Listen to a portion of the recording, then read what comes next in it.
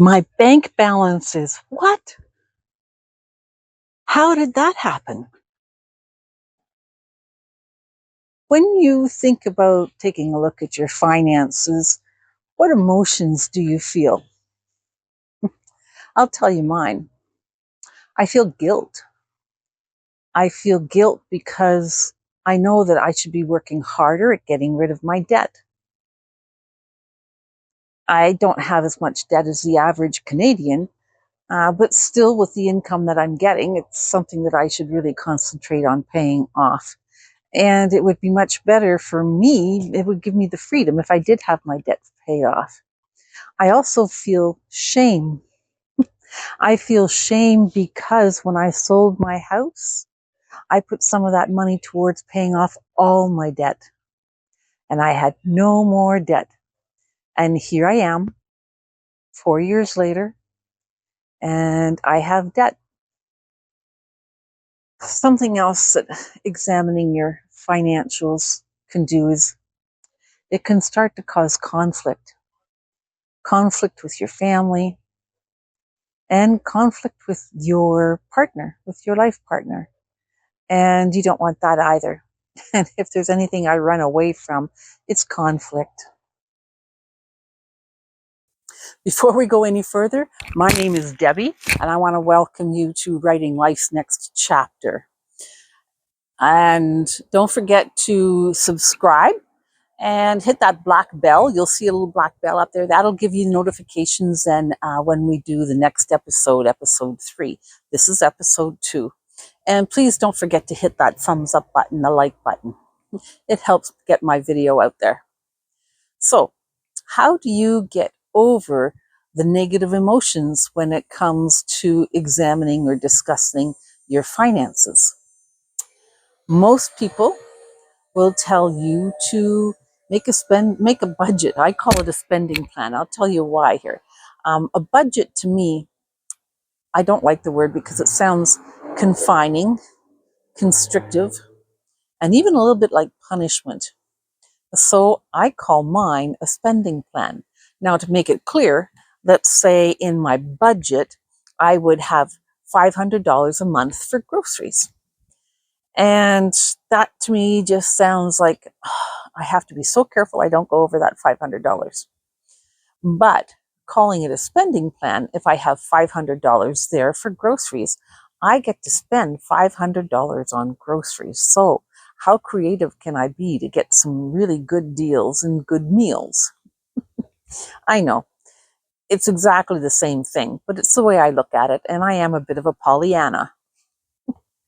Proverbs 21:5 says, "The plans of the diligent lead surely to abundance." That's the heart of a good spending plan, isn't it? It's not punishment. It's a plan. And when you stick to it with patience, you create peace, not pressure. So now, before we go any further, I want to make it perfectly clear, I am not a financial expert. I am not a financial planner. I am not anything that would have a designation, letters after my name. No, but I am experienced and I have made some bad decisions in the past, and hopefully I can help you. So here's what I do with my spending plan. I use an Excel worksheet in my laptop, all right? And it's easily copied from month to month. And that's what you're going to want to do. You have to do this every month. I have at the top of my sheet my income, which normally is the same thing, but there are sometimes some little changes in there. And then underneath that, I list all my expenses, with the first several expenses being fixed, the fixed amount things like my phone plan, my life insurance, my rent, everything that would go in there.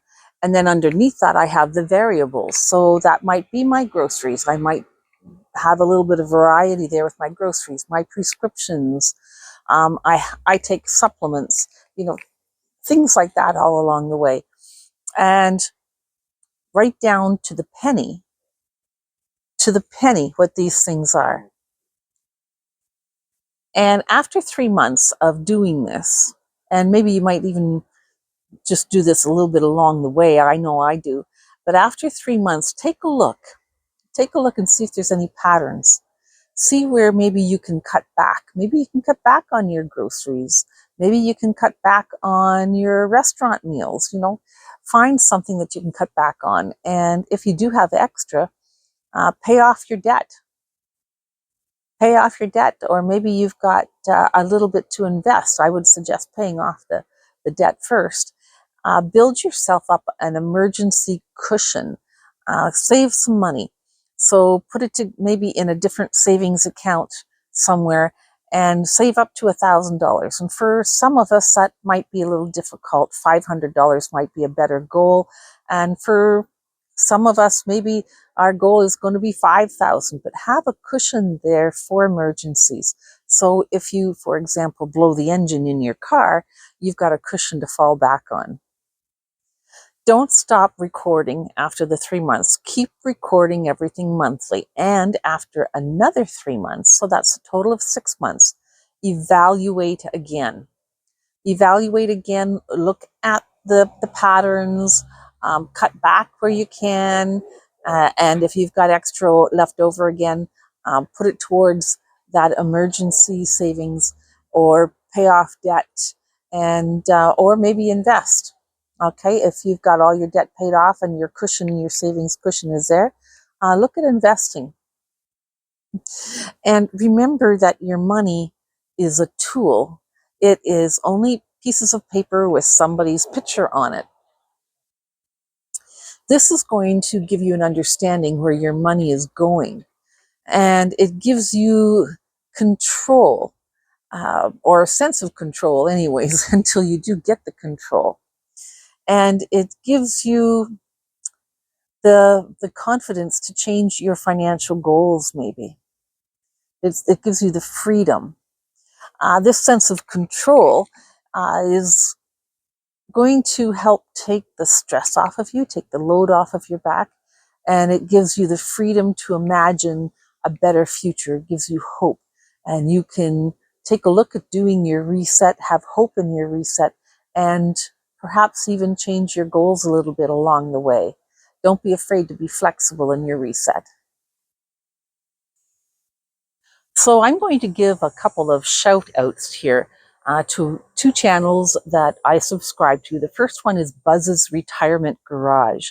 If you take a look at his channel, you'll find at the end of the month, he goes through his personal budget, the one that he has with his wife, and all their expenses are listed there. Some of them are in great detail. You might not want to do it quite as detailed as Buzz does, or Buzz does, or you might like exactly the way that he does it. Then you can fashion your spending plan after his budget. Also take a look at a channel called Frozen Pennies. Sarah on that channel is always giving new ways to be more frugal. And she has in the description for her channel a free budget planner.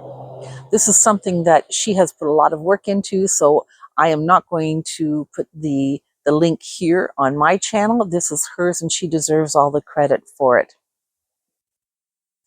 Now, there is one other thing. I am going to attach a free worksheet. Here I am providing it. It's called Face the Truth About Your Finances. This is not a worksheet that is going to do a lot of number crunching, but it is going to show you some things that you can do to improve your financial situation if you have to make some adjustments on your spending plan. So tell me, what would you change in your life, emotionally or financially, if you truly lived by a spending plan with peace instead of pressure? Let me know in the comments. I read every one. Now, I want to make it clear. A spending plan is not a burden. It's a boundary. It gives you room to breathe, to plan, and to hope again. Whether you're starting over after a loss or simply tired of feeling out of control, your reset begins with knowing where your money is going and telling it where you want it to go. So remember Proverbs 21:5. The plans of the diligent lead surely to abundance. And setting up this spending plan or budget, or if you want to do like the rich, you can call it your cash flow management sheet. Setting that up so you can track things, that is being diligent. And remember, you're not behind. You're just building something better. Subscribe so you don't miss the next step in the Resetting Life After 50 series. We're walking this out together.